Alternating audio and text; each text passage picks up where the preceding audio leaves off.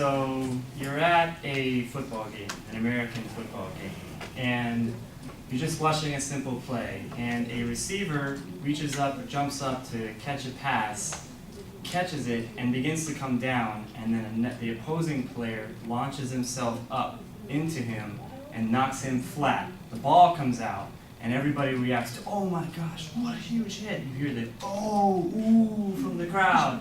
And then the ball maybe even lands in the opposing player's hands, and then they're able to run it back for a touchdown. Great play, great play. But the receiver is lying motionless on the ground.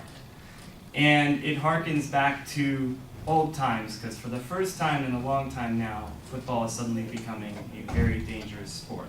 So a question can be compared to, we can probably compare football to, is it worth it for our entertainment for the players to put their own lives on the line, which harkens back to gladiator times. And the quote, "Is it progress if a cannibal uses knife and fork?" by Leck, I think actually relates to this. So back in gladiator times, of course, in Rome, people would actually kill each other for our entertainment. And most times it was really slaves, but even sometimes slaves who had been free and didn't know any better would still go out and do it and kill themselves for people's entertainment, and it was worth it. Professional football and college football, and even now kids, it's changed over the years.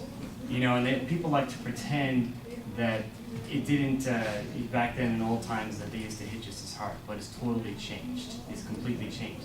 So I'm going to talk about how now football is probably almost as dangerous as gladiator. Certainly not, because everyone would die every time in the gladiator field. But if things were to continue in the NFL and they didn't make changes, and now they are, it probably would be almost the exact same kind of thing. So players have gotten faster, bigger, and stronger, and you can see that in the records that are being broken just with sprints and weightlifting. So it's definitely not the same as it was back in, say, the 40s when the sport first came along.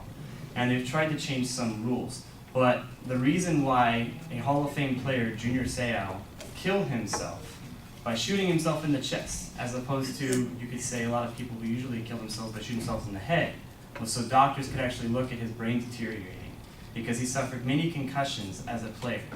And back then, people would always just say, "Oh, you're fine, get up. How are you doing? Oh, you good? You standing, you're walking? How many fingers am I holding up? Okay, next play, go out." They had no idea just how damaging how they were damaging their brains on a play-by-play basis, really. So they tried to change the rules recently to where they call it targeting. No longer can a player specifically target a person's head, or really with the intent to maybe even injure them. But it still hasn't stopped anything. They've also stopped helmet-to-helmet contact. So that's when you can, of course, hear the helmets collide, and that's going to stop something. Usually both players, when the helmets collide, will both be down for a while and both end up with concussions. Guaranteed, the player who was trying to make a play on the ball or catch it, the offensive player, is the one who will have a concussion. And usually miss 2 or 3 weeks, and even just that one concussion, that person may be, damaged for life later on. So now they usually just try and hit with their shoulders. But if you watch a play carefully and the shoulder gets into a player's head, their head will snap back still, and they'll still be down, and even that just hurt me. And they'll still have a concussion. And I'm tired of hearing the fans who's almost like reminding me of the Romans saying, "Oh, please, you're fine. This is ridiculous. Go back to the rules the way they were. You guys are paid millions of dollars anyways, and it's by choice that you guys are out there." And I think it's ridiculous. They may not be slaves, but they're playing a game that since they were a kid, they love it, and they don't know anything else. It's almost like they're on a one-way path anyways. The least we can do is try and protect them. They're not slaves, they're people, and they deserve an opportunity to live the rest of their life beyond just playing football. So, I mean, I think, is there real progress being made in the sport?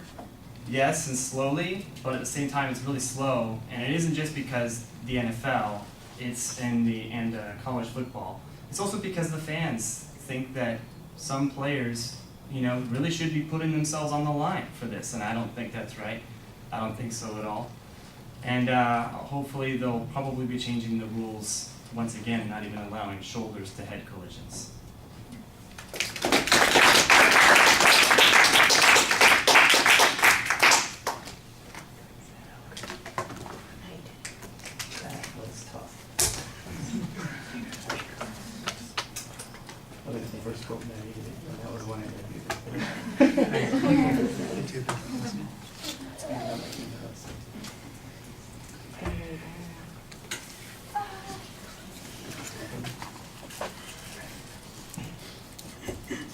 Well, you've got a nice detailed visualization as your attention device. I thought you had a creative application of the quote. That worked really well. There's not much of a setup of what the supporting structure is going to be, although there's a lot of detail in the stories and the examples that you talk about, and I thought that you developed it pretty well. Like I said, a structure would probably help a little bit, but it wasn't like we got lost and you weren't really repeating yourself, so it turned out to be a minor glitch in the presentation. On the presentation factors, your voice is loud and clear. There's a lot of energy and diversity in your inflection while you're speaking. Everything flows together very smoothly. I thought you did a good job there.